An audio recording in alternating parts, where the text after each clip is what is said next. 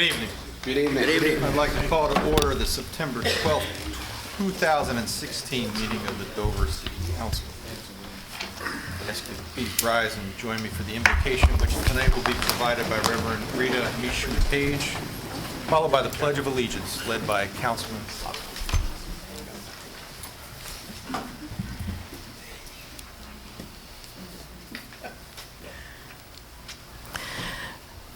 Gracious God, we come and we give you thanks tonight, and we give you all honor.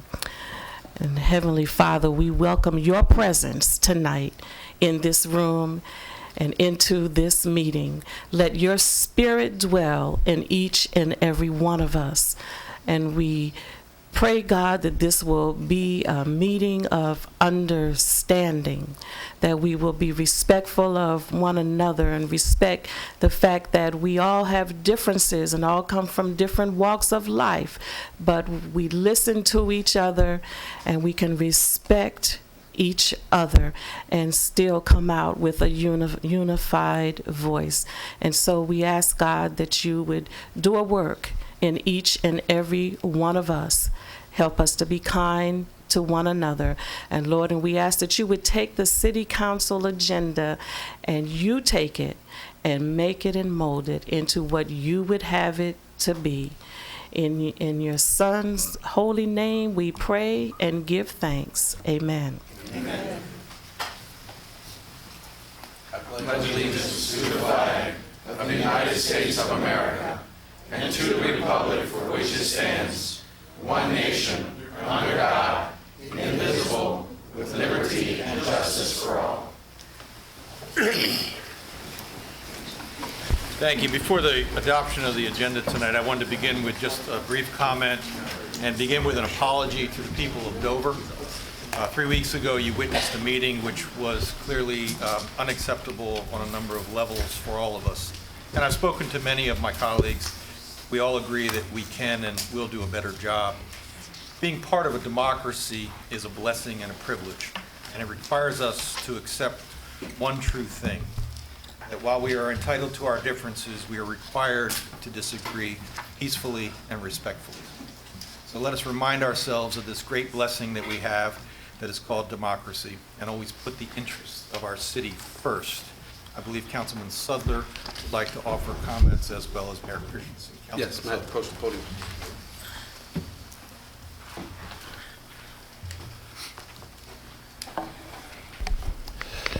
As you know, I'm a strong leader in the community. Before I became a councilman, I was a strong community leader, and as a councilman, I will continue to be a strong councilman. But I would like to apologize for raising my voice in the council chambers to my colleagues, and I hope that you accept my sincere apology. Thank you. Thank you, Councilman Sudler. Mayor Christensen.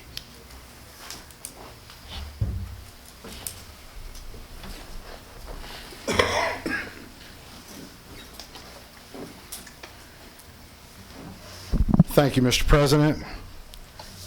Members of council and the citizens of the great city of Dover, I would like to offer my apologies for the compromise of the sanctity of this august body and the chamber reserved for the conduct of the people's business. While I felt justified in doing so, this chamber has and always should be reserved for the legislative and appropriative functions of city council. Rest assured that I have and always will respect that responsibility. For many years, I served in this council chamber as a member of council and as council president. The people's business must be conducted in an atmosphere of order and decorum. Having said that, I wish to remind the public that I have, throughout my career of service to this community, worked tirelessly on behalf of all of our citizens, and I will continue to do so. As a city, we have come so very, very far, with room always for improvement. But please do not lose sight of the strides we have made. My record of service to the residents of the city is and will always be in what is in the best interest of the entire city that we all love. Thank you. Thank you, Mr. Mayor, and thank you, Councilman Sudler. Gentlemen, you have before you this evening's agenda. Are there any additions or deletions to the agenda? Make a motion to approve the agenda as presented. Second. Been moved by Councilman Hutchinson, seconded by Councilman Hosfeld, to approve the agenda as presented. Is there any discussion? All in favor signify by saying aye. Aye. Opposed, the motion carries unanimously. We now have before us the consent agenda. Those items on the council agenda which are considered routine and non-controversial are marked with an asterisk and will be acted upon by a single roll call vote of the council. There will be no separate discussion of these items unless a member of council so requests, in which event the matter shall be removed from the consent agenda and considered a separate item. What is the pleasure of council? Mr. President, I would like the following removed from the consent agenda. B3, application for rural economic development grant through U.S. Department of Agriculture.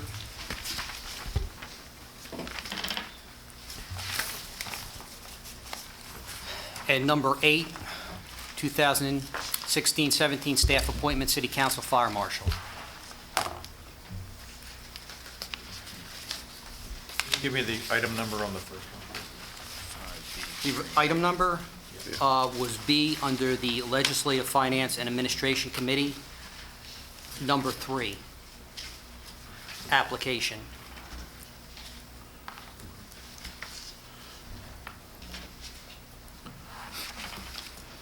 This is 5B. Sorry, yeah, it's under the Council Committee of a Whole report. Thank you. If I don't remind myself, I'll go right through it. Councilman Sullivan. I'd like to have removed 6B3, or the Economic Development Committee report, August 16, 2016, adopt a goal and vision. 6B3. Are there any other addition, or any other requests for matters to be pulled off the consent agenda? Hearing none, is there a motion to approve the consent agenda as amended? So moved. Second. Moved by Councilman Lewis and seconded by Councilman Anderson to approve the consent agenda as amended. Is there any discussion? Madam Clerk, please call the roll. Mr. Anderson? Yes. Mr. Sudler? Yes. Mr. Neal? Yes. Mr. Lewis? Yes. Mr. Cole? Yes. Mr. Hosfeld? Yes. Mr. Hare? Yes. Mr. Hutchison? Yes. Mr. Sudler? Yes, motion carries unanimously. Agenda item number 2 is a public hearing, final reading of proposed ordinance 2016-18. The first reading of the proposed ordinance was accomplished during the council meeting of July 25th, 2016. The ordinance is available at the entrance of the council chambers or on the city's website at www.cityofdover.com under the Government tab. Since this is an amendment to the zoning code, a public hearing is required. First, I will entertain a motion to consider the final reading by title only. So moved. Second. Moved by Councilman Hare and seconded by Councilman Neal. To consider the final reading by title only. Are there any questions on the motion? All in favor signify by saying aye. Aye. Opposed? Motion carries unanimously. Proposed ordinance 2016-18, amending Appendix B, zoning, Article 3, District Regulations, Section 27, Corridor Overlay Zone 1, COZ1, subsection 27-66, building height. Mrs. Townsend, would you please brief council on this item? Thank you, Mr. President. This is an amendment to the zoning ordinance that was brought forward by council sponsorship. The corridor overlay zone is a zone that applies to Route 8 west of the railroad tracks and McKee and Salisbury Road within the city. There is a map in the packet showing the locations of the corridor overlay zone. Under this proposed amendment, it would take out the language that limits building height to 35 feet or 2 stories. And once you go beyond 100 feet from the roadway. So within that first 100 feet of lot depth, it would still be subject to the 35 feet or 2 stories height limitation, and then beyond that, it would be subject to whatever the zoning district allows. So that could vary depending on the zoning district. This is an amendment that went through the Planning Commission. There was a public hearing before the Planning Commission on August 15th, 2016. There was one member of the public who spoke in favor of the proposed amendment, and the draft minutes are in your packet for your reference. Following the public hearing, the Planning Commission voted unanimously 6-0 to recommend in favor of the proposed zoning text amendment. Thank you. Questions for staff? Ms. Townsend, what do you classify as a two-story? Is that a sixth-floor building? No, a two-story building would be 2 stories. If this were adopted, then within 100 feet from the roadway, you would still be limited to 2 stories. There could be locations where you might be able to go to 6 stories, depending on what the zoning classification of the individual parcel is. The way this works is each property in the city has a zoning classification, and the corridor overlay zone sits on top of that zoning district. So there are properties that are, for instance, zoned C2A, where the height limitation on that would be 6 stories. And if they're subject to the corridor overlay zone, right now, they're limited to 2 stories. So this would take that limitation only to the first 100 feet of depth. Currently, how many buildings in that area do you have that are equivalent to this proposal?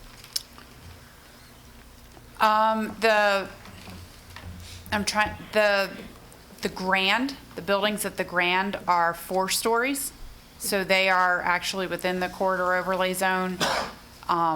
And because they were done as part of a PND, the Planned Neighborhood Design, the bulk standards were able to be adjusted for the project. So they're getting ready to construct their 4th 4-story building in that location. Okay. I have some more questions, but not right now, Mr. President. Other questions for staff? Councilman House. Ms. Townsend, if you could, can you just cover the area, the roadway? What part of the roadway? Okay, so it's from Route 8, from the railroad tracks out to the west end of the city, and then the entirety of Salisbury Road and McKee Road going north.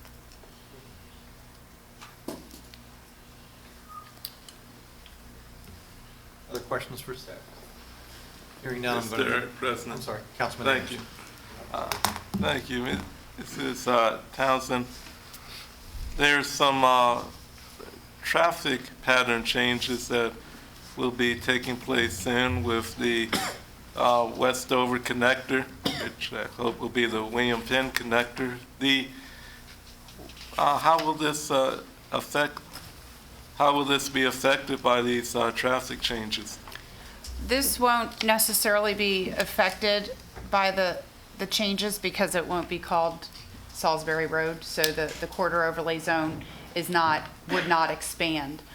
As it relates to individual projects, each development application that comes through, regardless of the size, if it's a new development application, it is going to have a review from Delbot. So as it relates to additional traffic on the roadway, that would be reviewed with each application. Thank you. Councilman Lewis. Ms. Townsend, as far as property values, in your opinion, do you believe that if this is approved and this building is erected, it will increase or decrease property values in that area? That would need to be asked of somebody with an appraisal or assessment background. I'm not qualified in that That's regard. fair. Other questions for staff? Councilman House. What's prompted this? Or what is the reason we're seeking this change? So it was brought forward by sponsors. There was an application at the Board of Adjustment for a building that would have been a 4-story apartment building in the corridor overlay zone. They requested a variance, and And this would have been the other building going in at the Grand. no, this This is is separate. further down, further west on Route 8. And that was denied or approved or? It has been deferred pending the outcome of this ordinance. So, correct me, so you're telling me that one realtor or one person, one builder trying to put up a property has created what we're trying to change for miles of roadway? Yes and no. It actually, when we did a number of changes to the commercial zones a couple of years ago, and one of the tasks that we identified on the planning office's list of ordinance updates we needed to look at was the fact that we now created kind of a difference between what the zoning allowed and what the corridor overlay zone allowed. We didn't, the C2A zone used to be more restrictive in terms of height, and we changed what was allowed in that zone, but then we have the corridor overlay zone on top of it that then doesn't allow you to utilize that. So we knew we needed to review it. But it came forward due to a specific circumstance. So if I'm headed northbound on, I guess it would be McKee Road, across the street from Emerald Point. So this would allow then someone to come in and develop apartments on the opposite side of the roadway in excess of 2 stories. Not necessarily. The area across from Emerald Point is not in the city, actually. And the comprehensive plan shows that as industrial. So it would have to be zoned in a manner that's Appropriately. consistent with the comprehensive plan. Now, that's not to say that the comprehensive plan couldn't change, but the height would be based on the zoning underneath the overlay. So it would just depend on how that property were zoned when it came in. Okay, thank you. Other questions for staff? There will be another opportunity. I'm going to go ahead and declare the public hearing open. Is there anyone who would like to come forward and speak in favor of the proposed amendment? Sir, if you can give us your name for the record. Thank you, Mr. President, councilmen, ladies and gentlemen. My name is Philip McGinnis, McGinnis Commercial Real Estate Company. I live and work here in the city of Dover, and it was I who brought forth the proposal. The city of Dover has a coherent land use development policy, but a discombobulated land use development strategy when you have height limitations on zoning districts. We're trying to develop a smart growth type of pattern throughout the city, and here we have an overlay zone which may or may not be the best thing in the city anyway. The Chancery Court has denied overlay zones in other parts of the county. This overlay zone's been around for 25 years. For 25 years, it has held good development strategy back, and it's time to eliminate it. Now, the question about whether or not land values go up or down, land use values are being stifled by this existing overlay zone because you can't build to the full density that the zoning district allows. This isn't a situation where you're going to have 2,000 linear feet of 4-story buildings or 6-story buildings or more than 2-story buildings. This is a situation where there are developable properties along Route 8 that can't be developed to their maximum density according to the existing zoning district regulations because of this overlay zone. On McKee Road, there was a question about whether or not you put a different kind of overlay zone over that to limit the height, but there aren't any C2 zoning districts along McKee Road, or none that I'm aware of anyway. So we're talking really about an area between the railroad tracks and the end of the city. And we're not talking about 50 properties or something. There's probably half a dozen properties. And the whole point of relaxing the overlay zone is to allow the development pattern to get back to the densities that are permitted in the zoning district regulations that exist. And I'll be happy to take any questions if anybody has. Any questions for Mr. McGinnis? What, sir, Councilman Lewis? why that area? Because that's the area. Why not on Route 13, or where there's a bunch of high-story buildings? This is the area that has the overlay zone, Councilman. That's all. That's the only reason? Yeah. And there are properties that are available. I mean, you're talking about lost transfer tax dollars to the city, lost property tax dollars to the city, lost profits to the community. I mean, that's what it comes down to, is how much money is being lost by stifling development with a height limitation and overlay zone. And a 25-year overlay zone that's pretty much obsolete at this point. I have a question maybe Ms. Townsend can answer. Has anybody went out and asked the residents in the surrounding area what they thought of this? No, that's the purpose of the public hearing. So there was a public hearing advertised for the Planning Commission, and then this public hearing now. So one person came out Exactly, for the planning commission. yes. Councilman Neal, and then Councilman Anderson. One question that I have really deals with traffic. Obviously, if you're going to put apartment houses, what have you, you're going to have an increase in traffic. Now, the roads at that time, are Del Dot roads, or are they City of Dover roads? They are well, Route 8 is a Del Dot road, Mifflin Road is a Del Dot road, Salisbury and McKee are all Del Dot roads. Thank you. Councilman Anderson, then Councilman Sutton.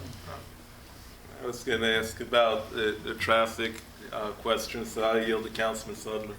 Actually, I was same area. Actually, I'm Councilman Neal took care of it. I'm thinking about, would there be a requirement for a traffic impact study? And when we advertise, or I know we put out, this is going to be a public hearing, do we do anything special? Like, how do we notify the individuals in the surrounding area other than Right. on the city website? So for zoning text amendments, we advertise them.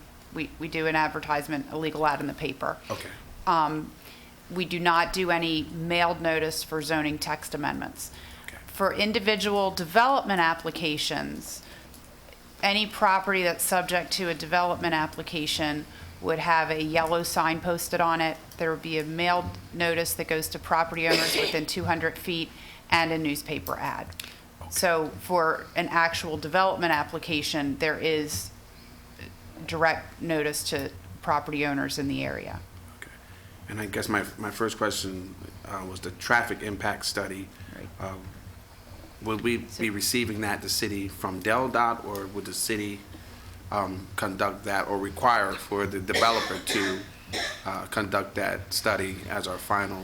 Okay, so the way that works is that if a project meets certain thresholds set by the Del Dot regulations, Okay. in terms of peak hour trips or total daily trips, Okay. then the developer they have their engineer do a traffic impact study, which then gets sent to Del Dot, and their engineering staff reviews the traffic impact study. The traffic impact study includes a series of recommendations based on the traffic counts and the expected contribution based on an individual development. We also have, from 2008, I think 2007 or 2008, a corridor study of Route 8 that identifies a number of potential service roads that could be off of Route 8. So as development applications come in, the city and Del Dot work with the developers to reserve either right-of-way or cross-access easements so that in the event that a road is warranted in the future, that the land is there to build it. Thank you. Thank you very much. Any other questions for Mr. McGinnis or Mrs. Townsend at this time? Thank you, Mr. McGinnis. Is there Thank anyone you else all who'd like to very come much. forward and be heard in favor of this proposal? In favor of this proposal? Is there anyone who would like to come forward and speak against the proposal, the proposed amendment? Mr. Garfinkel, then gentleman. William Garfinkel, 9 Freedom Drive, Bicentennial Village. Mr. President, the legislation before this body tonight is both dangerous and reckless. Dangerous in that it has the ability to destroy the livability of Westover. Reckless in that it has not been properly vetted. What is the problem to be fixed? There is none. What are the consequences and unintended consequences of this text amendment? What is the compelling state interest? Or is there just a personal one? At a Board of Adjustment hearing, the planning office was asked by the board, what was the purpose of the overlay zone in the first place? They responded, quote, to make sure that Route 8 did not become Route 13. says it all. I've lived in Westover for 33 years. It's beautiful, livable, where commerce and residential areas coexist in harmony. Why? Because of the overlay zone. We do not need canyons of 6-story buildings in Westover. I ask you for a no vote tonight. Thank you. I believe this gentleman here is next, and then the gentleman.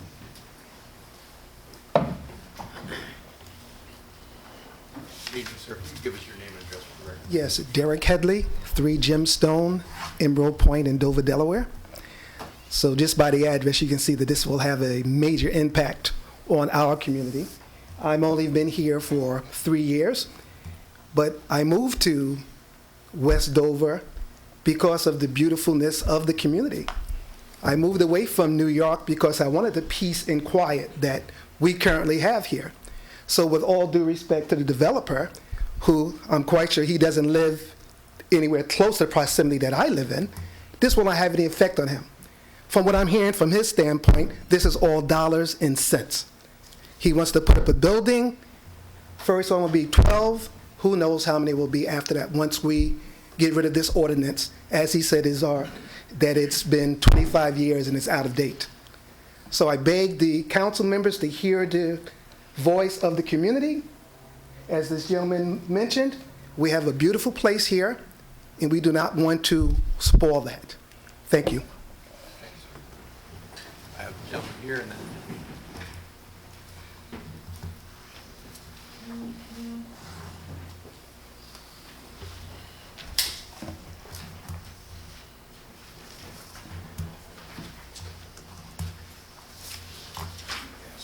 Thank you.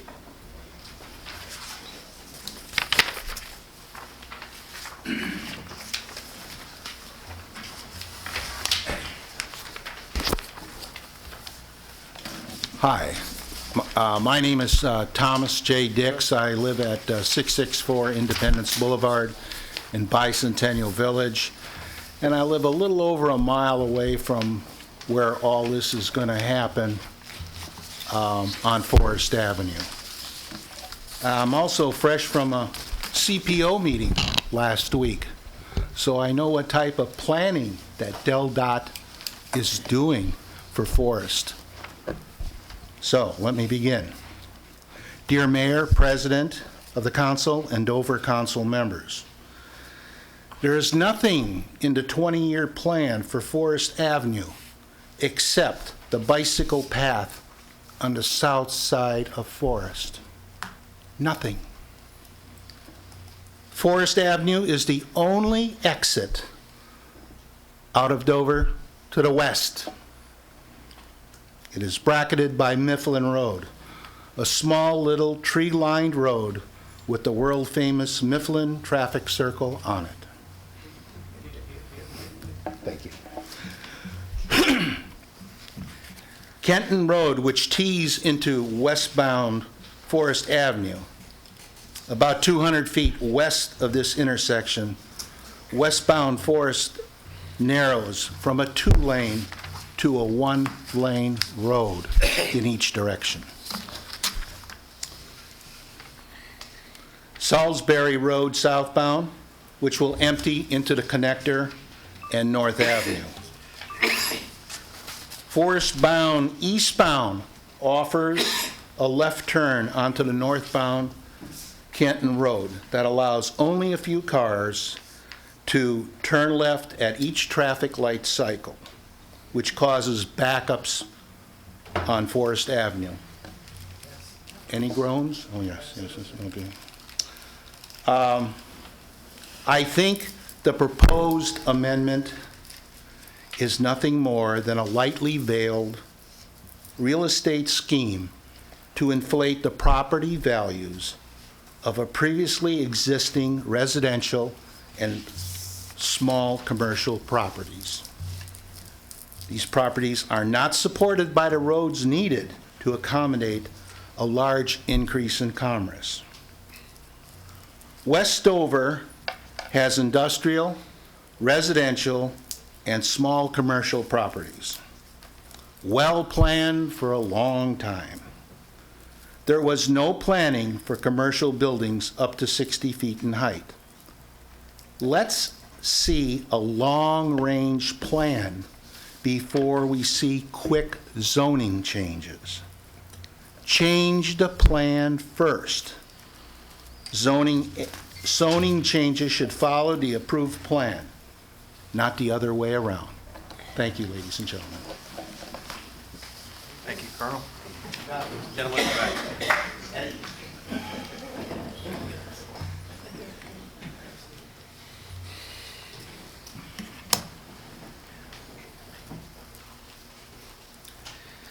I'm David Pokrajak, 6 Tanzanite Court. Okay, I've been living in Dover, Delaware for a little bit more than 14 years, and I'm very happy that you guys are taking care about our city. But I can share with you some of my feelings, what should and what could be priorities. Very recently, we learned about fatal accident on McKee Road after the overpass. Undivided highway, heavy traffic. Go a little bit south, entrance of our Emerald Point, no traffic lights, no plans to be traffic lights there. Do we wait another fatal accident to start planning about traffic lights, and yet another one to build traffic lights before we start with development of the commercial buildings around? What is the strategic interest of this city? What brings more value to this city? Developing apartment buildings for, frankly speaking, lower middle class, or development of new housing for upper middle class who can pay more taxes to this city to actually support better the functions of this city? Let's go a little bit more south. McKee, Scarborough, and College Road. Dangerous intersection. It was middle of May this year. I was just out for lunch when I got a phone call. My daughter was involved in an accident. Luckily, it was not a fatal accident. My daughter suffered for more than a month because of traffic on that intersection, without commercial buildings, without changing of the zoning. So, I did not plan to talk about this at all. I came for the third agenda item. But I must say, as concerned parent, as concerned citizen of Dover, don't change this. Or if you change, do that only for Route 8. Or maybe think about that again. We have time. Thank you very much. Thank you, sir. Mr. Alston?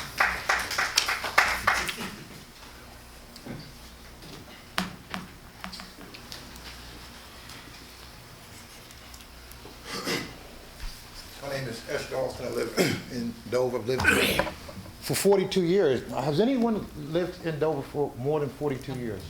Yes.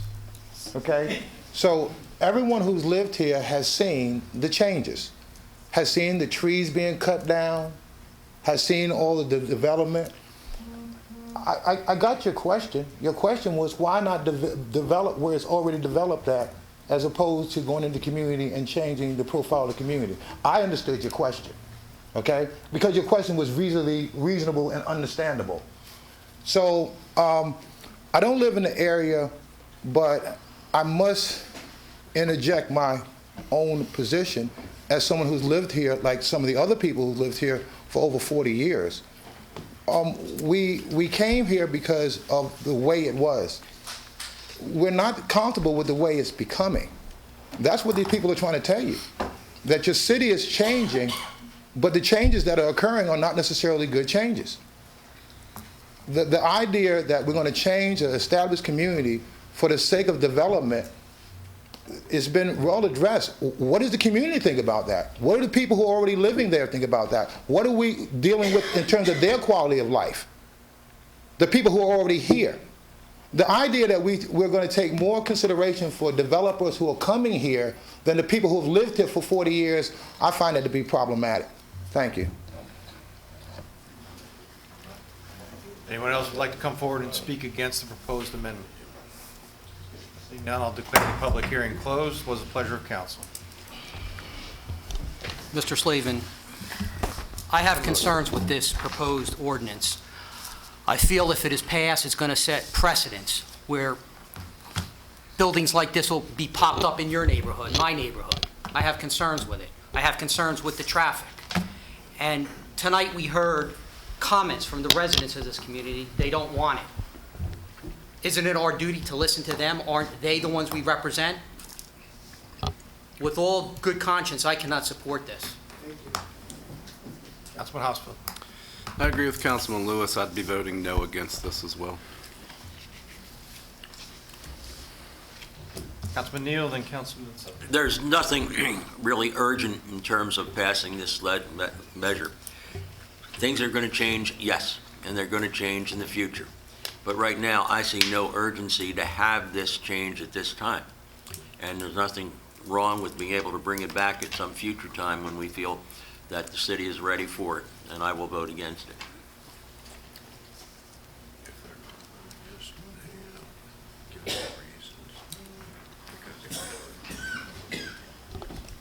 Councilman Sutton.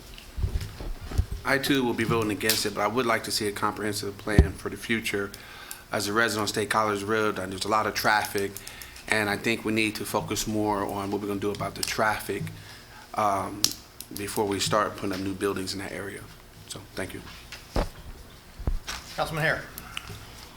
I don't disagree with a lot that was said, but having lived here and remembering Route 8 as a two-lane road, where William Henry Middle School was the outskirts of town. And I guess if we had that same mentality today, back then, there wouldn't be anything out there. The people that live out there wouldn't have those nice houses. There wouldn't be anything out there. You would leave William Henry Middle School, and the next thing you would come to was Country Club Apartments, it was called at the time. I think there's some merit to some of this, but I agree with what's been said. There maybe needs to be some more traffic studies. And instead of just throwing this out, maybe we table it for further review. Is that the form of a motion? I'll make a motion to table it for further review, get traffic studies, and get a little more information. Second. Been moved by Councilman Hare, seconded by Councilman Hutchinson. Table. Any further discussion? I will be voting against tabling it. I think we should vote tonight. Madam Clerk, please call the roll. Mr. Anderson? Yes. Mr. Sedler? Yes. Mr. Neal? No? Mr. Lewis? No. Mr. Cole? Yes. Mr. Hosfeld? No. Mr. Hare? Yes. Mr. Hutchison? Yes. Mr. Slavin?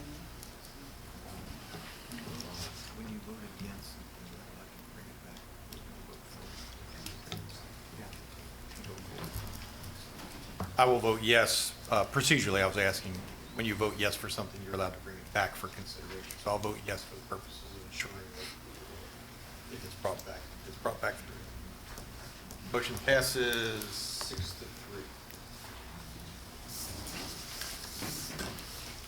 6-3. Item number 3 is public hearing, proposed resolution number 2016-10, approving the abandonment of Topaz Circle Stubb Street. Mrs. Townsend, would you please brief council on this item? Thank you.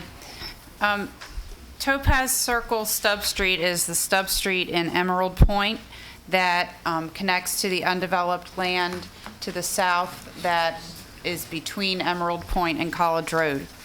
That undeveloped property was approved for development by the Planning Commission, a development called the Arbors. It's an apartment building, a senior apartment building, at their March Planning Commission meeting. A number of residents had concerns about the interconnection between Emerald Point and the Arbors, and it was based on that the City Council went forward with a proposal to abandon the Stubb Street of Topaz Circle, which is the improved Stubb Street in Emerald Point that connects south to the Arbors. That was referred to the Planning Commission for a public hearing. Following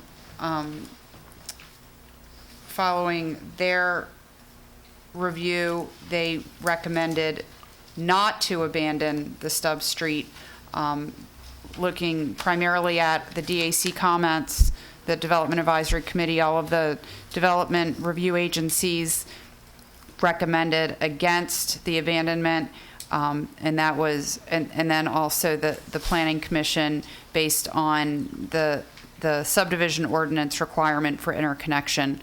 Those were the factors that went into the Planning Commission's recommendation.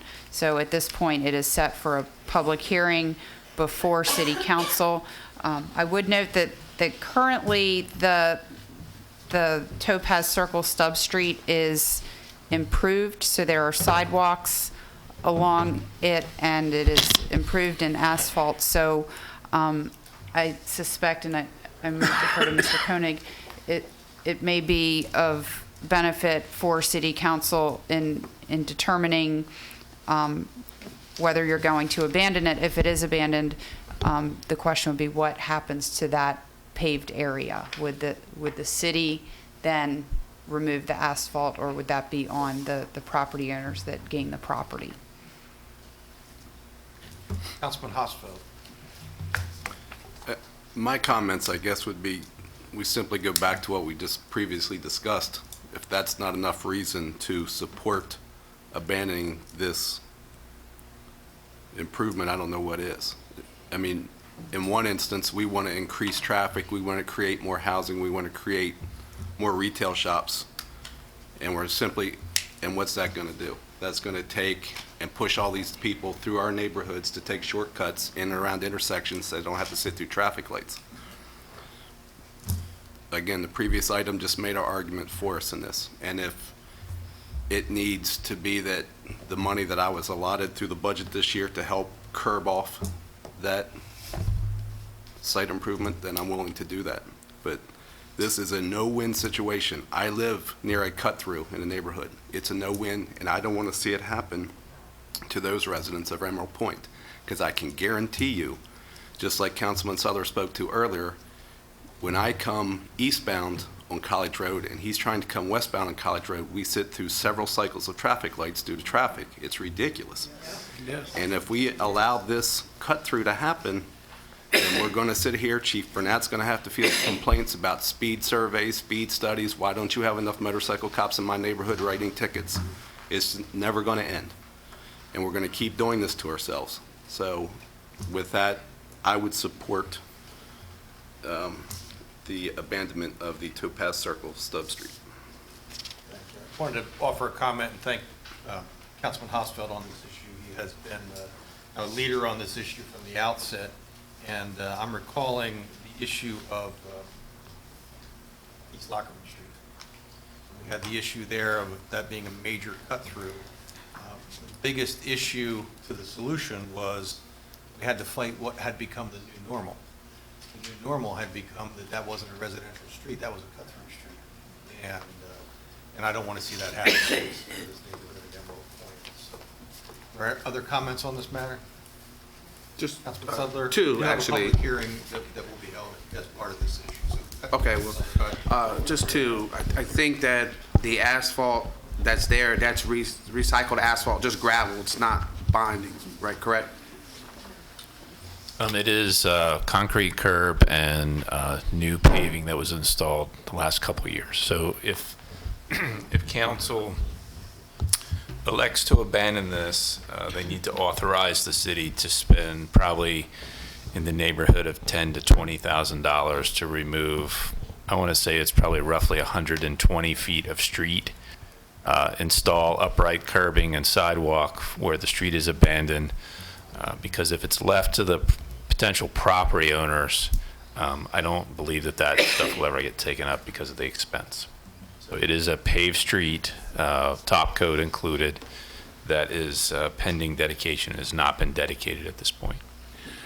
And my second comment is I would have supported to a certain extent of the fact of an emergency route as an emergency route, highly regulated, but I don't think that's going to be doable, so I will not be supporting the proposal staff recommendation. I'll be supporting Councilman Hosfeld's future motion.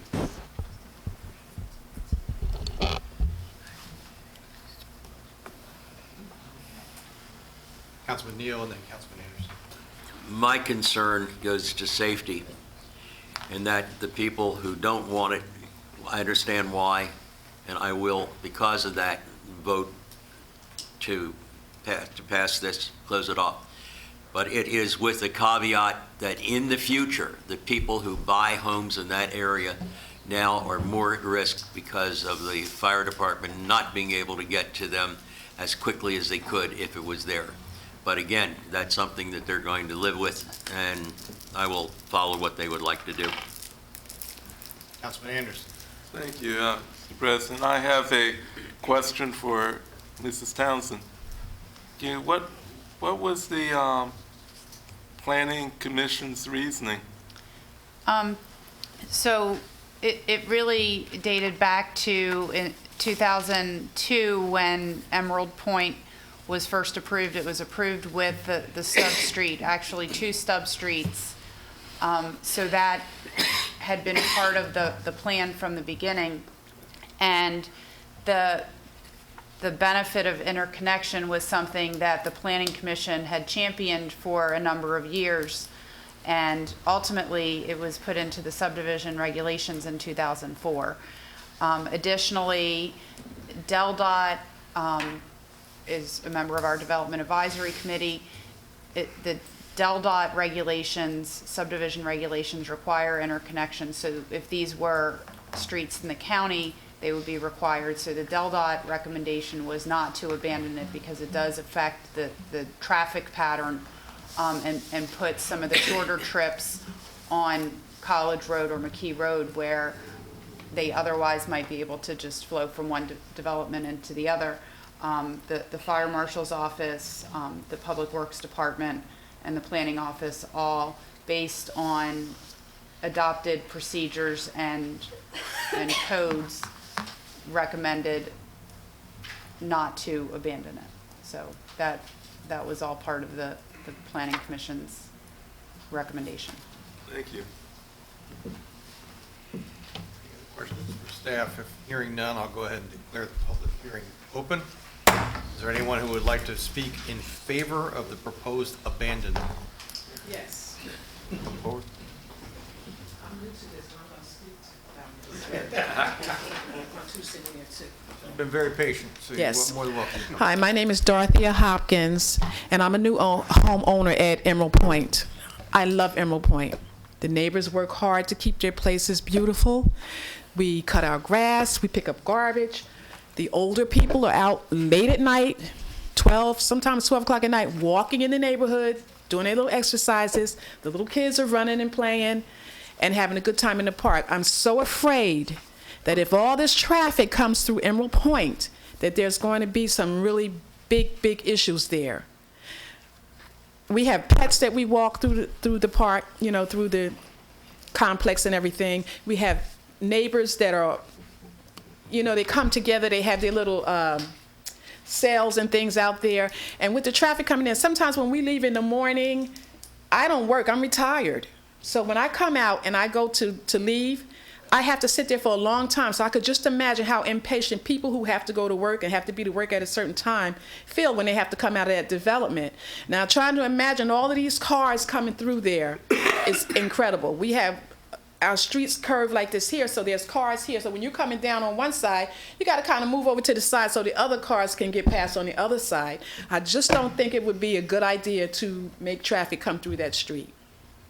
I love the development. I like the people there that I have met, and I'm very happy in my home. I'm going to be right in the back of, or say the new development that they want to put there is right in the back of my deck, in the back of my home. So that means that if they do put it there, I'm going to have to put up a fence too. I'm going to have to put a fence around my property. And I really don't want to see all that traffic come through there. I'm telling you, it's not a good choice, not a good thing to do. Thank you. Thank you. Anyone else who'd like to come forward and be heard in favor of the proposed abandonment, sir, come forward? Mr. President, thank you. My name is Randall Christian, live 207 Topaz Circle. Mr. Mr. Hosfeld Jr., I would agree with the comments that he made earlier. I think that he made some very valid points, especially with the previous Mr. McGinnis. You know, the project, I think it's a bad idea to allow that traffic without having something being done prior to that project to allow all that traffic to flow at that intersection, those two intersections. I also would like to add that I have 2 kids that live in that neighborhood, lived there since about 2006, 2007. And I think that I live around the corner from Bicentennial. You guys are all familiar with Bicentennial.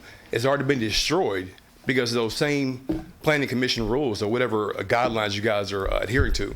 So Bicentennial is pretty much destroyed. That cut through, I forget the traffic study that was done a few years ago. I can't even imagine the amount of cars that go to that neighborhood every day. So those kids cannot possibly walk the streets, walk their dogs safely because people are speeding through there, going 40 miles an hour, trying to beat the traffic light. And I think it's unfair for homeowners to have purchased that property. When I purchased the property, the builder, the sales lady that worked for the builder didn't mention anything about this possibly being a cut-through road in that neighborhood, or that property being sold to a commercial zoned development that is going to allow other traffic to try to cut through from College Road to get back to the highway. So I think it's a terrible idea, and I beg you guys to listen to the other residents and abandon the issue. Thank you. Sir, if you'd like to come forward.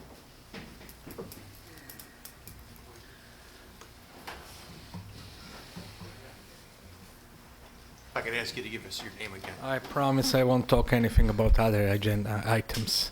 David Pokrajak, 6 Tanzanite Court. So, of course, I am supporting abandonment of that Spur Street, and I discussed about that a couple of months ago when it was also here on agenda. I would like to address an argument of the fire truck access. I'm living, this is, I believe, Topper Circle. I'm living in the next one, Tanzanite Court, like there. And I try to obey traffic signs. I try to obey speed limits as much as I can. And I'm not in particular rush when I go to work in the morning because luckily I'm not hourly. And I need definitely less than 2 minutes from my home to the exit of the Emerald Point. Fire truck, I don't think they need to obey stop signs. They do not need to obey speed limits. And they can probably make within 2 minutes to the farthest point in the Emerald Point. And I say farthest point, which means that the average time they may need to reach nearer points would be less than 2 minutes. And I would really say and estimate it would be around 1 minute. So non-opening of that Spur Street would add 1 minute on average, my estimate, to the response time of a fire truck. Would it change dramatically the survival? I frankly don't know. I'm not an expert for fire. Another thing I would like to ask, why it doesn't seem to be explored possibility of opening another emergency entrance to the Emerald Point from the side of McKee, which would decrease the probability of using that emergency entrance as a cut through. And on the other hand, would prevent using this one, which was proposed as a cut through the Emerald Point. Having all of this in mind, and have in mind the discussion of one of these noble councilmen, I would really support, as a person who lives in Emerald Point and who plans to live there for a while and who doesn't plan to be run over by a car, I really support not building this thing as it was originally proposed. Thanks so much.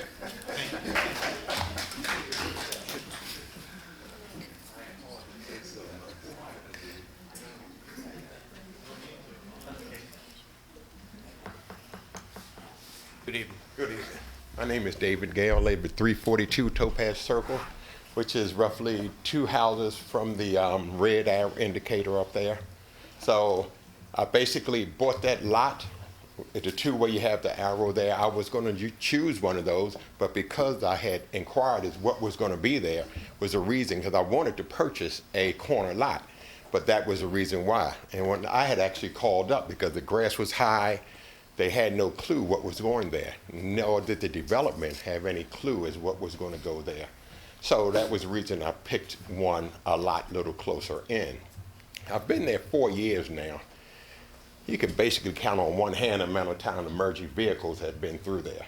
And it's just that circle. So even if somebody came in, because the traffic is limited, I lived in Baltimore City, so I'm used to traffic and I know the dangers of it.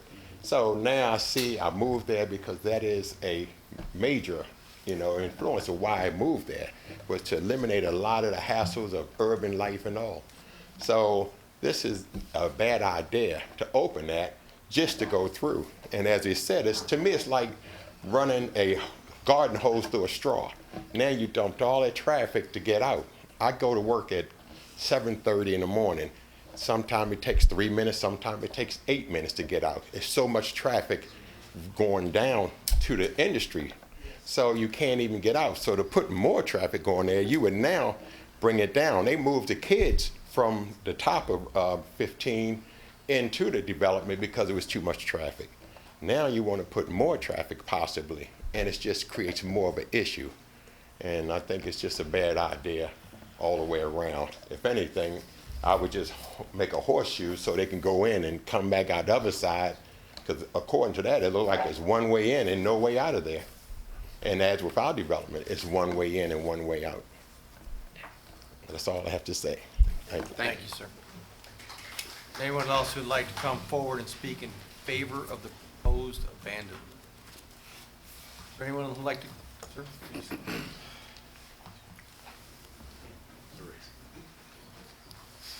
Good evening. Good My evening. name is Carl Davis. I live at 7 Gemstone Boulevard, so I'm right at the corner. And the reason I've been there for 3 years, and the reason I've moved here is because it was nice and quiet. I'm retired now, and sometimes I won't leave out after 4 o'clock because the traffic is so heavy. And the gentleman was right. Sometimes I'll come to the intersection, it'll take me 8 minutes to get out. So what I'll do now, sometimes now, is I'll leave out at 3 o'clock and try to get back in before the traffic gets too heavy. The traffic sometimes gets very heavy up in there. And once they open that up, we have a corner that once you pull up on the corner, if another car pulls on the inside of you, you can't move because you can't see the cars on the right side. So now you have to sit for an additional time for the car that just pulled on the right just to get by, just to get past. So it's difficult right now, and I'm telling you, the traffic is rough now just trying to get out of the development. And like I said, if this is going to make things much worse. So I'm personally against this. I really don't want this in our development because I came from Philadelphia where they just overbuilt everything. And traffic, they never took into accord what the problems were going to be. And now it seems we're trying to do the same thing. And I don't think if you bring a route through there, all you're going to do is they're going to back up and traffic is still going to be 2 blocks backed up in there trying to come out of there because the traffic is heavy all on College Avenue. So I'm completely against it. I'd like you to vote against this. I really would. Thank you very much. Sure. Pull it down just a little bit. Who's got the control of it? Can you pull the map down a little bit? There you go. Right there you can see my house. It's 410 Topaz Circle, right there on the corner. On the same, right next to 411. For some reason. Sir, I don't mean to interrupt. We need your name for the public record. Beg your pardon. I'm Van Robinson. Thank you, Mr. Robinson. I've lived here since May of '09, and we've been in the house since December of '10. So we've been residents of Topaz Circle for almost 6 years now. We got the house because we really liked the property, and they say that it's got the second largest backyard. Number 411's got the largest one in the whole thing. But when I was getting ready to buy it, the developer manager the construction manager said, no, you're only going to have one way in and out. There will never be a second road. Now you're considering it. I personally would like to see that red part going back into grass and split between the two houses, and the city could do that. Yes, sometimes you have to wait 8 minutes, and that's where I would like to see that part getting out be widened maybe another 10 feet. That gives a person a chance to get by there. I got another minute 15. Bye.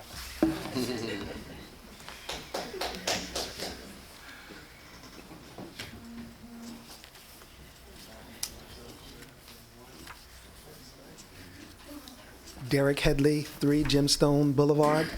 I'm actually the corner house of all of this traffic mess that everyone is speaking about.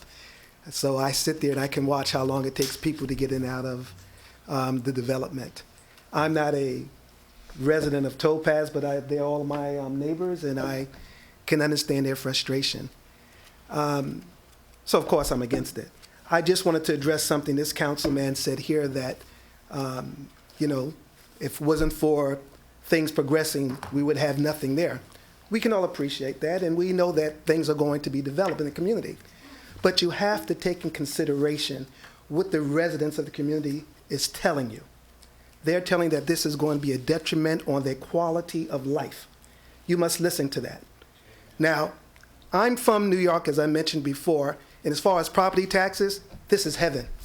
But I can tell you this, I've looked into the records, and Emerald Point are one of the highest paying property taxes in Dover. So even though it's cheap compared to where I come from, it is still one of the highest ones.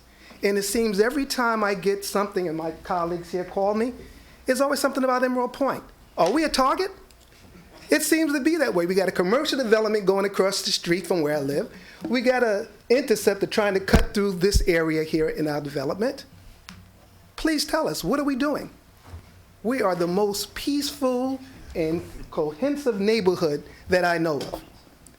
Please, council members, give us a break. You're living in a popular area. That's what you do. Give us a break, please. We will pay the taxes. We will honor you. Let us live peacefully. Thank you. I did want to reframe something, because it seems to be that the interpretation is that we were going to put a street in. Actually, this action was put on here to prevent that street from continuing. Yes, it was approved a long, long time ago. No, we're against it. We're Right. against it. So I didn't want you to think that this council was bringing forward the idea of putting that street in. We're actually trying to correct it. We're just begging you to abandon it. We're begging. Oh, you don't have to beg. That's the word, yes. I don't think you're going to have to beg. So, ma'am. Hi, my name is Jody Haley. I am the homeowners that take care of the Ember Point.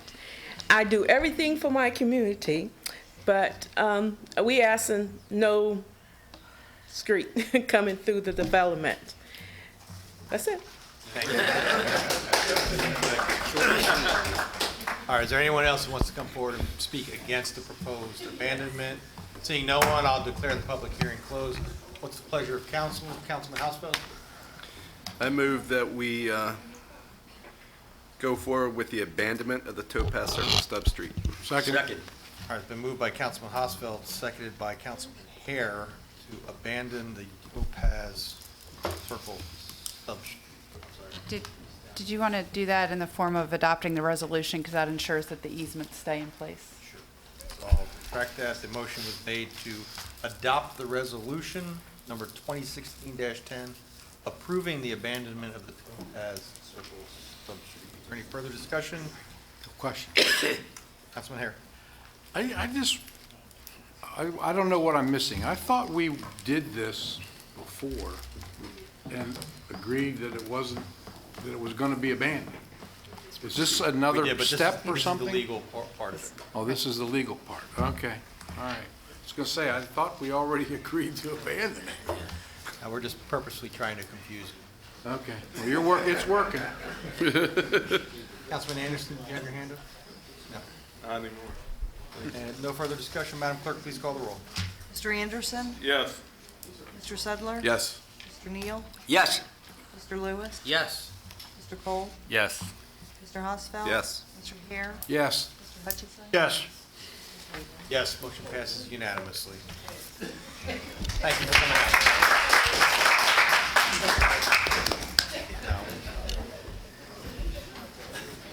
Item number 4 is a 90-day progress report on the violation of the dangerous building ordinance, property located at 1032-1058 South Dupont Highway, owned by BMDR LLC.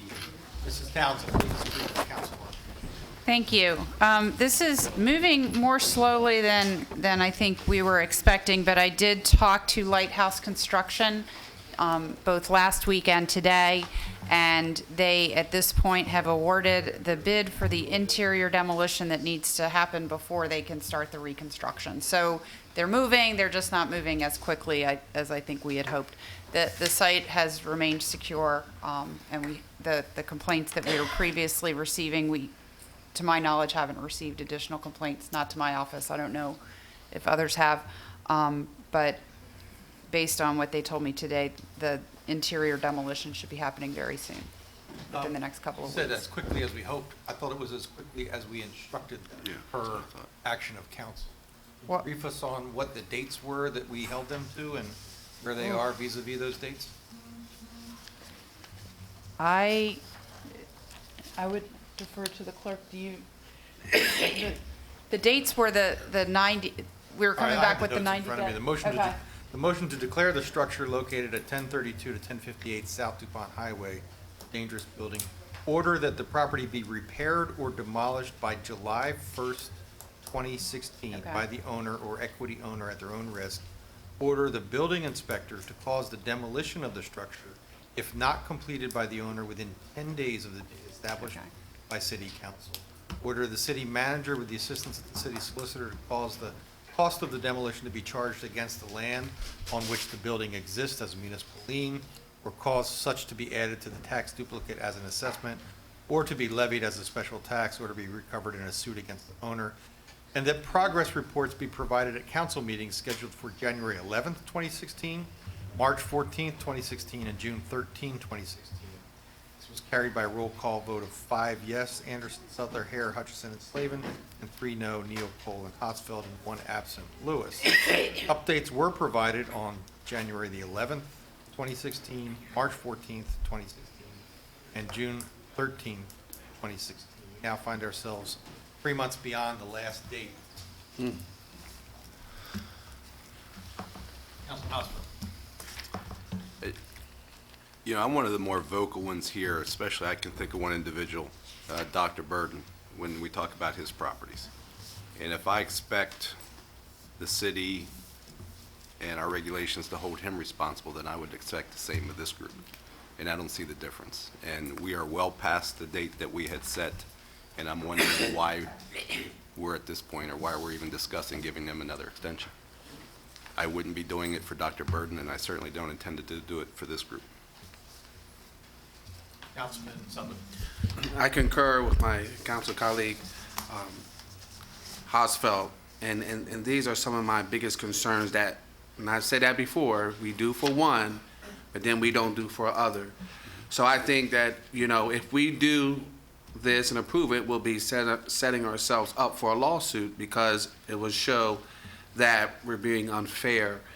And although I do not believe that we conduct business in that way, I just don't want it to have a flavor of we're picking and choosing who we're going to extend time to. So I will not be voting in favor of this. And thank you, Councilman Hosfeld, for acknowledging that as well. Thank you.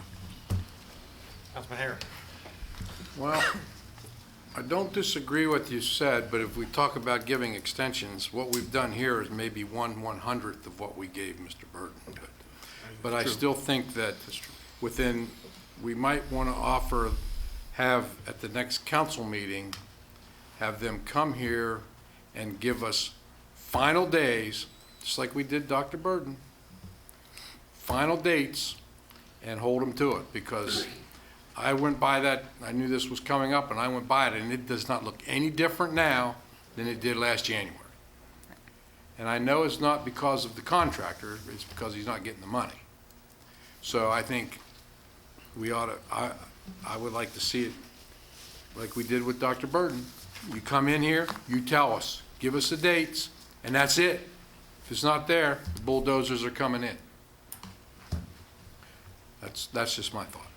Councilman Neal, then Councilman Sullivan. What penalties, financial or otherwise, can we basically put on this so that we say, hey, this is what we said, this is what we mean, now there's penalties that you're going to have to pay? Don't give them penalties, they're going to keep pushing the envelope. The penalties would be going in there and tearing down the building. I think the penalty is the demolition and the Right. lien that goes And with they it. gotta pay for it in the lien. Once something goes to the dangerous building step, I don't believe, at that point, I don't believe issuing fines is effective. I'm fine with moving forward based on the action of council. Councilman Sullivan. Just two remarks. Do we have a picture of that, that unit, that dwelling at this present moment? Is that the one that? It's a commercial building. Oh, it's a commercial building. It's a commercial building. It's just, It's across from McDonald's. it's a very large, it's going to be a costly demolition, I will tell you that. But it is immediately north of L&D Suzuki. Suzuki, there, I can't say that word, but, yeah, on Route 13. And my final question, is there a representative from the builders, BMRDRLC? Is there any representation here? No. They were here when council made the motion, and Okay.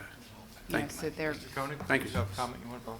I do, thank you, Council President. This demolition is going to be substantially north of $25,000. So if the city puts out a demolition package, those bids will have to come back before council in accordance with our purchasing policy. So I don't think there's any additional action that's necessary. We can put the bid package out, receive bids, and if the owner has not progressed by the date that we authorize bids by city council, we'll demolish the building. Thank you. Well, while I appreciate sentiments of Councilman Hare about bringing someone in for the final time, to me, that would be like the final time that we're bringing them in, because we've had them in here over a year ago and established this timeline for reporting over the last 3 quarters, and is now stretched over a year.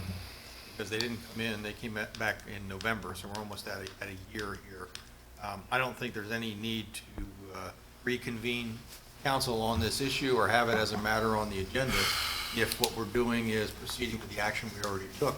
As Mr. Koenig has said, there'll be a small window between issuing the bid for the demolition and when the demolition would take place, if the building owner wanted to come forward and offer some kind of, some way to ameliorate that situation.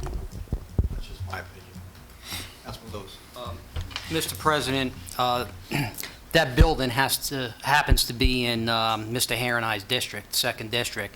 And I passed by that building the other day, and they were told to erect a perimeter fence around the building for safety purposes. Well, just for the record, that fence has been pushed down, and I have concerns as far as safety. Possible children in that community getting in there or vagrants, so I just want you to be aware of it. Thank you, Councilman. Councilman Neal. I'd like to make a motion that we move ahead with a demolition of the property. Second. The motion would be to confirm the actions taken by council on 11-9, proceed with the demolition.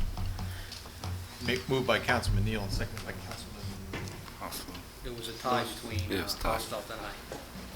Councilman Lewis. Are there any discussion of the motion? Yes. All in, Councilman Hare. So we're gonna go ahead and put this out for a bid. And I just wanna get this, if in 2 weeks they come in and they say, okay, we're gonna have this interior demolished and this, and they give us some time schedule, what are we going to do? Deal with it at the time. Because When I, and because like, if that comes in. because like Mr. Sutler said, you know, picking and choosing, you're gonna get a lawsuit. And the lawsuit wouldn't come from, it could come from this party because of the time that is not given. So I'm just, I'm sorry, we've given this party over a year. yeah. Oh, we haven't done that with Dr. Burton, though, over a year. We haven't given him over 1-2 years. I don't understand why you're defending this in your district. This is a known hazard in your district, Councilman Harris. Well, I'm just saying, I think it's, Yes, sir. As I indicated, staff can issue a demolition bid, bring the bids back before council. If this project actually has funding and can move forward and they can submit building permits that are viable, permits with plans, we consider those. But once we approve the demolition bids, the property owner would have to go to court to stop us from demolishing the building. okay. Councilman Sutton? Although I agree with Councilman Hare, to a certain extent, Dr. Burton, I do believe that with the property that we gave him, and I think Ms. Townsend could correct me, I don't think it's been a year that he's had to bring that Unit 9, I think it's 914 Lincoln Street?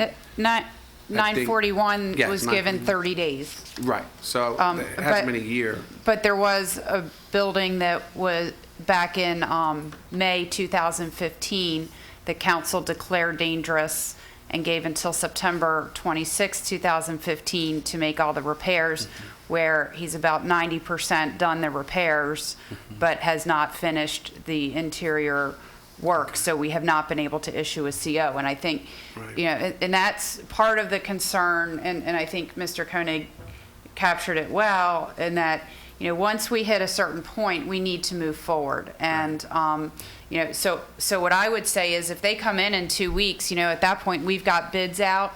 I would anticipate it's going to be not 2 weeks, it would be 4 weeks before we have bids back, maybe 6, depending on what's on the purchaser's plate.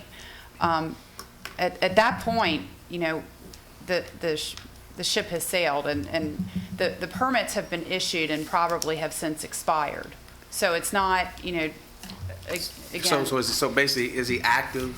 Are they active? Do they have active permits? Are they? They have currently active permits, working? and what had been conveyed to me was they were doing a lot of interior clean out. Have they allowed inspectors to come in and We have review? not had any interior inspections.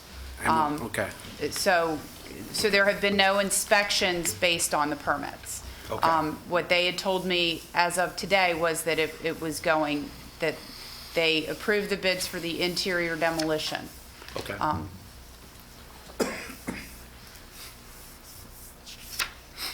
questions on the motion?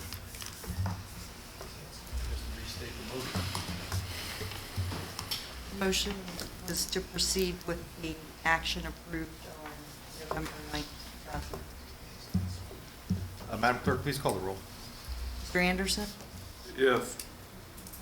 Mr. Sudler? Yes. Mr. Neal? Yes. Mr. Lewis? Yes. Mr. Cole? Yes. Mr. Hosfeld? Yes. Mr. Hare? Yes. Mr. Hutchinson? Yes. Yes, motion carries unanimously. We now go to item number 5B3. This is taken from the Council Committee of the Whole report for August 23rd from the Legislative Finance and Administration Committee. Item B3 is the application for rural economic development grant through U.S. Department of Agriculture. Mr. Hare, did you want to introduce that item? Or defer to Mrs. Townsend? I'll defer to Mrs. Townsend. Mrs. Townsend? Okay, this is, we had brought forward to the Legislative Finance and Administration Committee an action form to request the ability to move forward with application for a rural economic development grant through USDA. The grant would be a $300,000 grant that would be matched with 20%, $60,000 of city funds for a total funding amount of $360,000 to establish an economic development loan program. So it would be a revolving loan program. this was something that we found out about, that Smyrna has successfully used, and that we recently got the verification from USDA that we were eligible for the funding. There was some question due to our population size as to whether we were eligible. So our recommendation was to move forward with a grant application, and that remains the recommendation. I will say that the deadline we were shooting for was the September 30th, 2016 deadline to USDA. As we've gotten into the grant application, there were a number of things that in our question and answer discussions with USDA were not clear, and as we've gotten into reading the program regulations, we've asked for some clarification, and it is apparent to us that we are not in a position to meet the September 30th deadline. The next deadline after that is December 31st, 2016. So that extending it to that deadline gives us, I think, a little bit more time to get some of the details of how the loan program would work up and running. There are restrictions that were not clear to us until we kind of delved more deeply into the guidelines about what the first round of funding can be used for. They differentiate between the initial grant amount, which is the seed money for the loan program, and that's more restrictive in what it can be used for. And then the revolved money can be used for anything that's within the strategy that you develop for your program. So some of the purposes that we were expecting we might be able to use for that initial funding round, it's very clear that we would not be able to. So we need a little more time to put the meat on the bones for the program and to put together a solid application. But it is a funding source that, if planned appropriately for the application, we would be able to bring federal funds into Delaware to help business growth. Mr. President, the reason I had this pulled is I had dialect with Mr. Koenig, and he had some updated information that he wanted to present tonight, and I believe that was the updated information that Ms. Townsend just presented to us? Yes. Okay. Thank you. So there's no action to take on that item? I will now entertain a motion to accept the committee's recommendation for item 5B3. So moved. By Councilman Lewis. Second. Second by Councilman Hutchison. All in favor signify by saying aye. Aye. Opposed, motion carries unanimously, and I will now take a motion to accept the council committee of the whole report. For So moved. Moved by Councilman Hare. Second. By Councilman Lewis. All in favor signify by saying aye. Aye. Opposed, motion carries unanimously. Now go to item 6B3, the Economic Development Committee transition discussion. August 16, 2016, this item was asked to be pulled off the agenda by Councilman Sutler. Councilman Sutler. Yes, I had a few concerns, and I have one or two individuals from the 4th District, one small business owner, and the other was a 4th District resident. If the council will allow, I'd like to suspend the rules to have Reverend Rita Michoud Page to come up and voice her concerns in regards to the economic inclusion for Economic Development Committee, in regards to the team, the membership, and some of the goals and visions that they may feel may need to be considered. Second. Then moved by Councilman Sutler, seconded by Councilman Anderson, to suspend the rules to allow for Reverend Rita Michoud Page to come forward and speak to the agenda item. I'm Any sorry. discussion on the item? Yes, and I forgot to also Benita Gassi, if she's And still also- here, Ms. Gassie here? and if she has left, I do believe Mr. Ed Christensen, did you still want to have a word? Okay, so it's just Reverend Rita Michoud Page. The motion is to allow, to suspend the rules to allow Reverend Rita Michoud Page to speak on the item. Is there any discussion of the item? All in favor signify by saying aye. Aye. Opposed, motion carries. Reverend Michoud Page, if you'd like to come forward.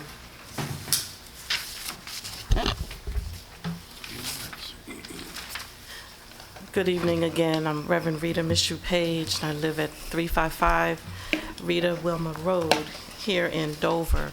And I just want to say that as I watched the City Council meeting last month from home, I was quite disappointed at Council's decision not to include two minorities on the committee. Not only that, I was more disappointed that you even had to have this discussion in 2016.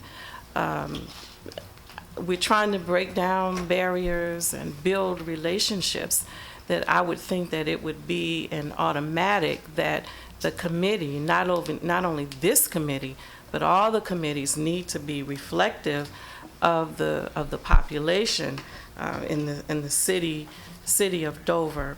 And as I was sitting in my seat, I was thinking about, as I was a student in college going away to Atlanta, and I saw many African Americans in key positions. And as I transferred to Howard University in Washington, D.C., I saw the same thing. And that really gave hope and reinforced that I could be anybody that I wanted to be. And I think that there's a bigger picture here, and we need to think about our young people when they're thinking about what they want to be.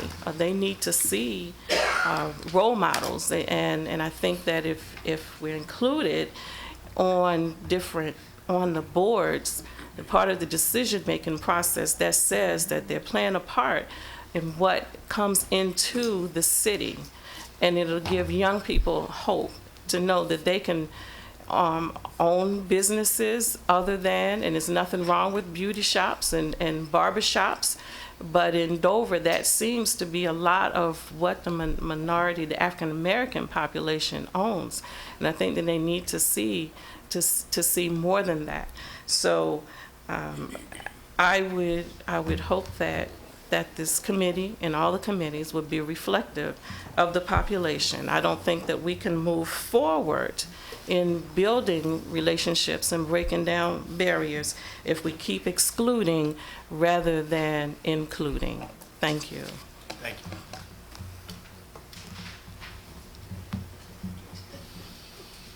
Councilman Sudler, do you have anything further? There was no action taken by the committee at the time, so we'll just accept the motion to accept the committee's report for that meeting. So moved. By Second. Councilman Sudler, seconded by Councilman Neal. All in favor signify by saying aye. Aye. Opposed? Motion carries unanimously.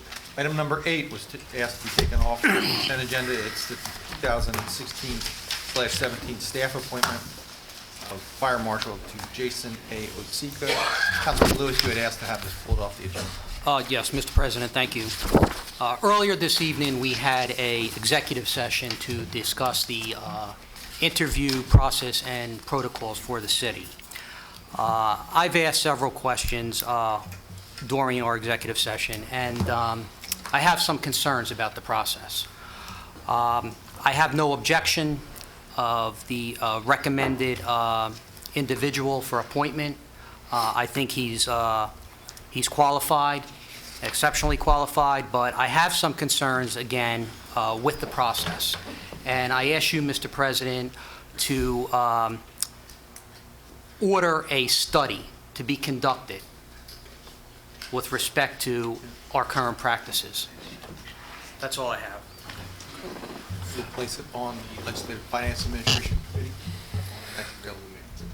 You can place that on whatever committee you want, but it needs to be addressed. I understand. You also understand that President and Council can't order anything. The power is with you, right? It's 5 votes that you get from your colleagues. We've been through this a few times, right? I'm coming to you as our fearless leader. Thank you. All right. Mrs. Townsend, I believe you have made a recommendation of Jason A. Osika as the Fire Marshal to be appointed by the city. Councilman Hare? I move for acceptance of staff recommendation to appoint Jason Osika as fire marshal. Second. Been moved by Councilman Hare and seconded by Councilman Hutchison to accept staff recommendation and appoint Jason A. Osika as the Fire Marshal for the city of Dover. Any further discussion? Madam Clerk, please call the roll. Mr. Anderson? Yes. Mr. Sudler? Yes. Mr. Neal? Yes. Mr. Lewis? Yes. Mr. Cole? Yes. Mr. Hosfeld? Yes. Mr. Hare? Yes. Mr. Hutchison? Yes. Yes, motion passes unanimously. Congratulations to Mr. Osiko. Item number 9 is clarification of council action of August 8th, 2016, proposal for the Dover Public Library to adopt a smoke-free policy. This item was deferred during the regular council meeting of August 22nd, 2016. Councilman Sutherland. Although I'm in favor and still in favor of the motion, I wanted to know, and I've heard from some of the staff, is there anything in the provisions that we have established for a special area for certain employees, or no? Just wondering. My understanding, the That the motion state that was does- passed was that Right. there is no smoking on city-owned property. Right. On or in city-owned property. Any other questions? Seeing none, we'll Yes. move on to Councilman Anderson. Thank you, Mr. President. This went a little beyond where we were originally, and that is to include parks and other areas which are not traditionally in the city's code, which is the smoke-free indoor code.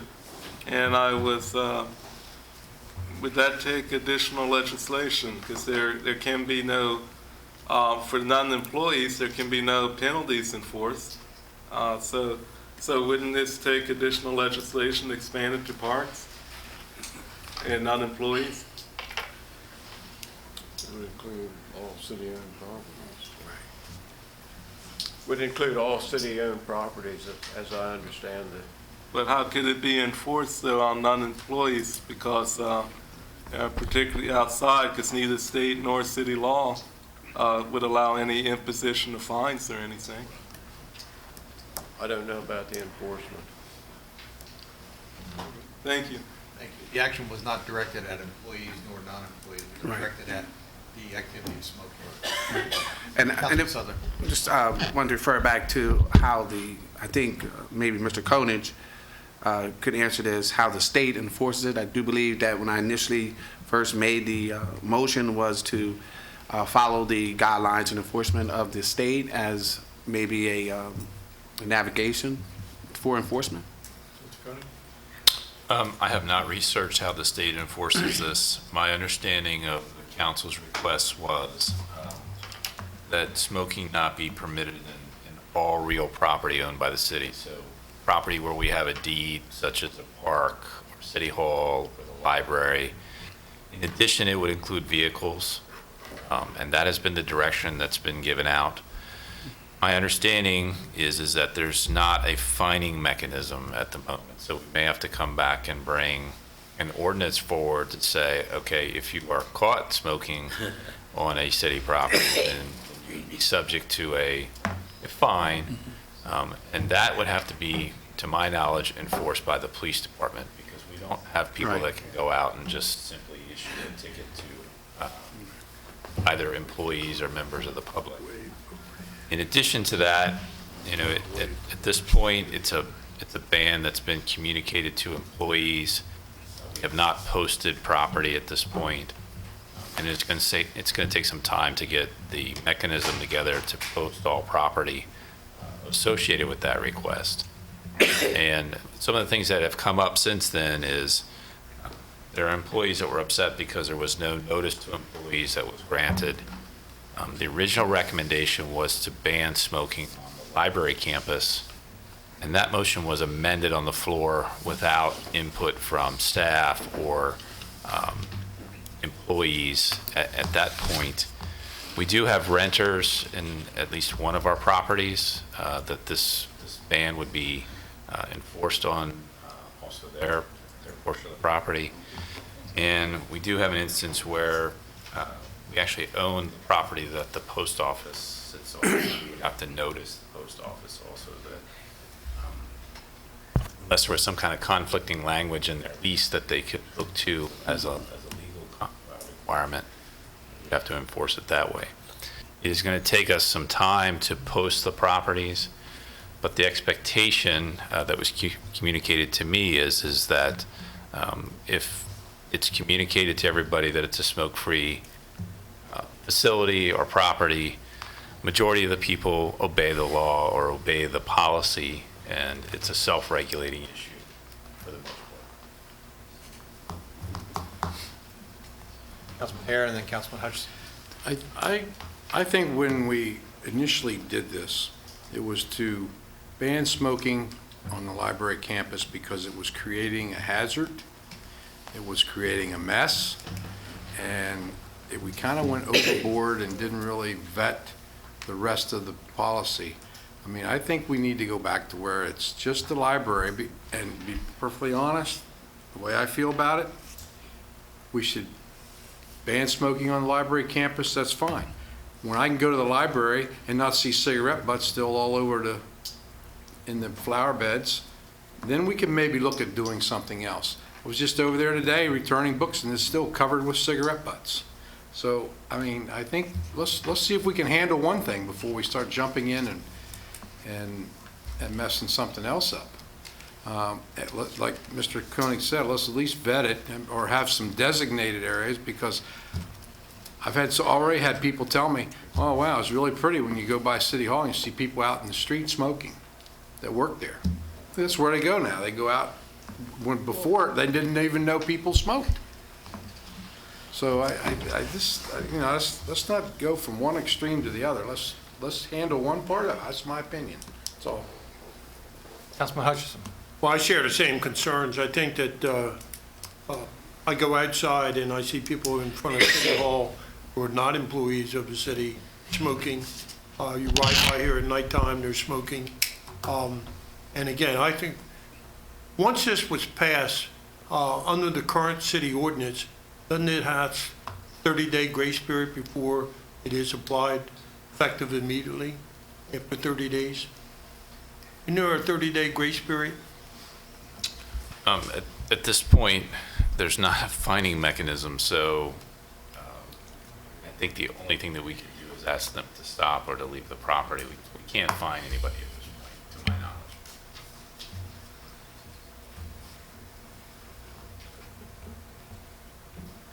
Any further discussion? Councilman Neal, then Councilman Lewis. Yes, I'd like to make a motion to rescind the amendment and go back to the original motion, dealing with keeping the cigarette not smoking in the library, and I think it was 25 feet from the library.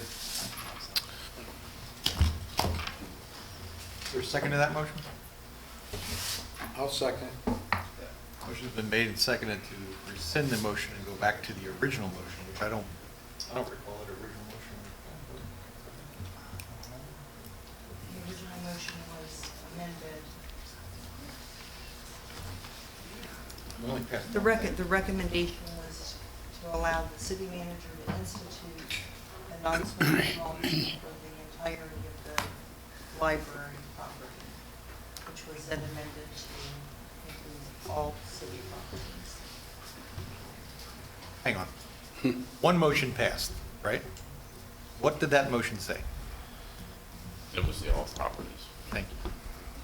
All right, so the only motion that this council has ever passed banned smoking on all properties. There was no underlying motion that was passed first and then one was amended. Well, can we bring that motion to the floor as a motion? So what you're asking for is to rescind the smoking ban by your motion. Okay, well, right? Yes. In essence, I want to go back to the original motion. The original idea. Original idea, yeah. What are we going to flip-flop here, Mr. President? You know, I mean, I thought this already passed. I did already, but I'm going to just express my frustration with this. This is a standard practice across governments in the United States. This is a standard practice in hospitals. This is a standard practice in college and universities. And it's done for health benefits. It's not done because we want to have a pretty drive-by when people drive by City Hall that they don't want to see people smoking. Because those smokers were smoking in front of the doors that we had to walk through to get into the building. Right. Okay, this is kind of a common sense approach to promoting public health. Right. That's what it is. That's what it does. I see no reason to backslide on a vote that I've already cast on this issue. That's my opinion. Is there any further discussion? I concur with you, Mr. President. Councilman Sutherland and then Councilman Anderson. You know, like I said, initially, I'm thinking about the future. I'm thinking about the youth. When you go to the parks, for example, this morning on WBOC, they had Ocean City, and they had Clean Up Ocean City at their beach. They had cigarette butts, and everyone's picking up trash. And I just think that it would promote more of a healthy environment. I do understand a lot of workers, they were used to smoking near the door, and I get that. You know, I get that, and I don't want them to feel like we're shunning them or we're punishing them. But still, when you smoke near the door, and people like me who have sarcoidosis, a lung disease, when I come in, it affects me, and I should not have to like, okay, I can't go to the store because there's smoke in the area. The building is open to me, period. You know, and I understand what they're saying, but at the same time, I think it would promote more of a health issue, I think if we could have found another way where they're not shunned or not so, you know, right in front. But still, when you smoke and you come over here, you can still see them smoking right here in this area. When you ride by, matter of fact, I do believe there's an article in the Delaware State News at one point. I think Mr. Lewis had brought that to my attention. So, I mean, it's about health reasons, not trying to shun someone or put someone on a pedestal or, you know, bring light to one person saying you're wrong for smoking. Well, what about people who don't smoke? You know, a lot of people don't smoke. And every time you go out and take a break, how much time are you missing from the job versus people who don't smoke? How many breaks can they take? I mean, there's all kinds of ways you can look at this, but I think from a health perspective, I think it's a no-brainer. If there's a way we could do it where they're not all shunned and maybe a little isolated area, then I'm all for that and compromising but not getting rid of it, period. I just think that's wrong. That's my opinion. Councilman Anderson. Thank you, Mr. President. I personally have an issue with the part of it that deals with parks and outside areas. I think it is incredible in this society that we are going towards saying it's okay to smoke marijuana, but all of a sudden somebody who pulls out a cigarette, we're going to flip all out over them. I just don't buy it. I think they're... So it's okay to smoke cigarettes? Yes. You willing to say that? Yes, I am, because it's freedom. It's freedom. Would you say that on camera to the children? I'm okay with, I don't smoke, but I'm okay with people who do. But there's and I'm okay, for that matter, I'm okay with people who smoke marijuana. I don't care either way. But I don't want it done in our buildings, and I don't want it done, I don't want it done in our buildings. But if you're outside in a park where it's not going to affect somebody else's health, I think it's a freedom issue that the smokers pay for the parks as much as anybody else, and as long as they take their trash with them, I don't see an issue, and I don't think it's enforceable. I think that it's because it's unenforceable, because it's a bad idea, and it restricts personal freedom, I cannot favor it. I think it needs to be restricted to the city buildings and outside of the city buildings within 25 feet. Thank you. Councilman Sutherland. My last response. When I think about, you know, the environment, that's why we have environmental charges and environmental police. It affects the environment. And just like when you have a vehicle, a motor V that's putting off too much, combustion or something, it doesn't pass. It's not healthy to have smoke in a public area. That's why they stop smoking in restaurants, in clubs, where they drink. And I just disagree with you. You know, all due respect, but I disagree with you. And I think that we should, you know, go the route of no smoking in public, in the city of Dover, public facilities. If there was a way where we could help, you know, the staff understand what the staff are used to doing certain things, I understand that. And if there was a way where we could not have them in, you know, on spotlight, you know, everyone look at me, I'm a smoker. You know, if there was a way where we could not do that and still not compromise the health and all the health risk factors that come with smoke being in the environment and in the air, and how it affects secondhand people who don't smoke. Secondhand smoke is almost just as bad, you know. So if there was a way we could compromise that, then maybe I'd be all for it. But right now we just don't have that way. So I'm sticking with the motion. The motion is not to have smoking on all city properties. Mr. President, I can't believe we're having this discussion. That's right. I concur with you 100%, and I concur with Councilman Sullivan 100%. It's a public safety issue. I work for state government, as you do, and it's banned. It's banned in federal buildings. It's banned in state buildings, most cities in the country. So I am for the ban. The question is, though, how could it be enforced? And if we're going to follow the state guidelines, I think that's our first step.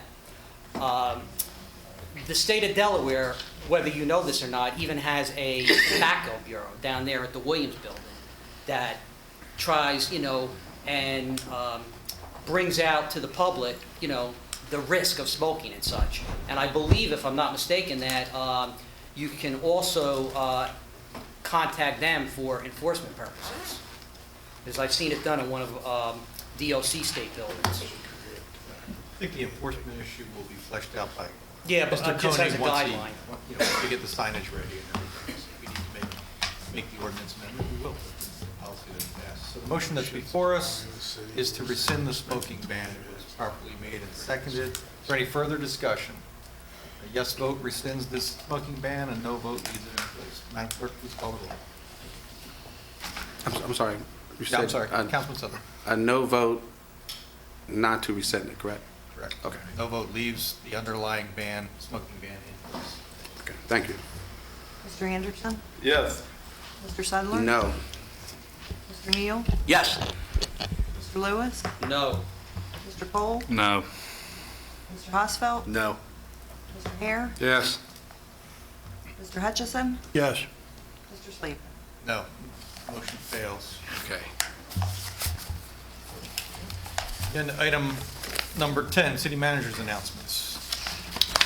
Thank you. Very briefly, there was a notice sent out to council earlier today about a mechanical failure at the pump station located adjacent to Brandywine Court. Staff is working through all the issues related to that and working with DENREC to clear all the environmental impact for that failure. And we have noticed a number of people adjacent to this area of the city. If you have any questions, you can direct them to the Public Works office or to my office. But staff responded quickly based on the failure, and the infrastructure is back up and working as required. Agenda item number 11 is council members' announcements. I want to begin with a belated happy birthday wish to Mayor Christensen, who celebrated his birthday on September 4th. Birthday, Mayor Christensen. Are there any council member announcements? Councilman Anderson and Councilman Sutton. Thank you. Thank you, Mr. President.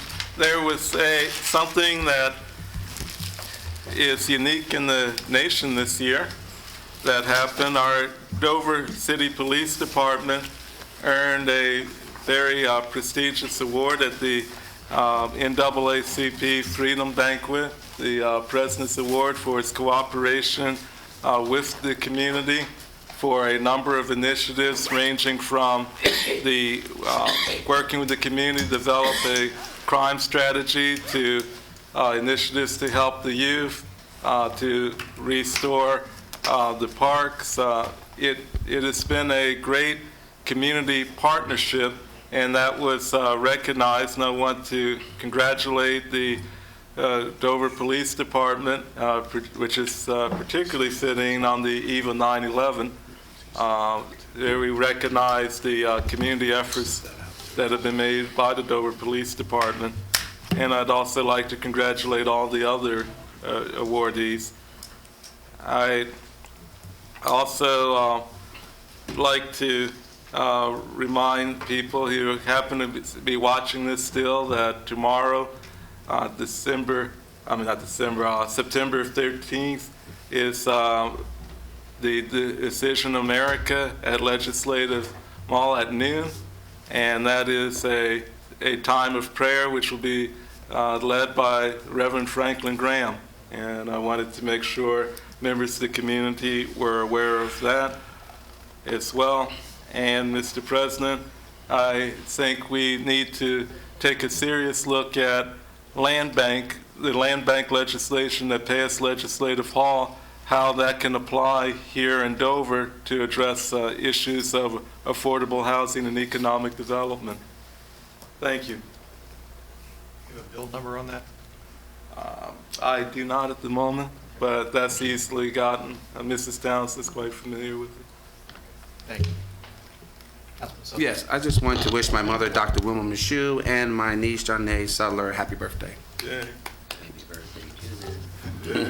Any other comments, Yeah, Councilman Lewis? Mr. President, this is something I guess I should have done at the beginning of our meeting, or actually before, and I apologize, but I think we need to recognize all the victims and families of 9/11. Yes. Let us not forget. Thank you, Councilman Lewis. With no further announcements from members of council, I'll entertain a motion to adjourn. So moved. Moved by Councilman Sudler, seconded by Councilman Neal. All in favor, signify by saying aye. Aye. Thank you. We're adjourned.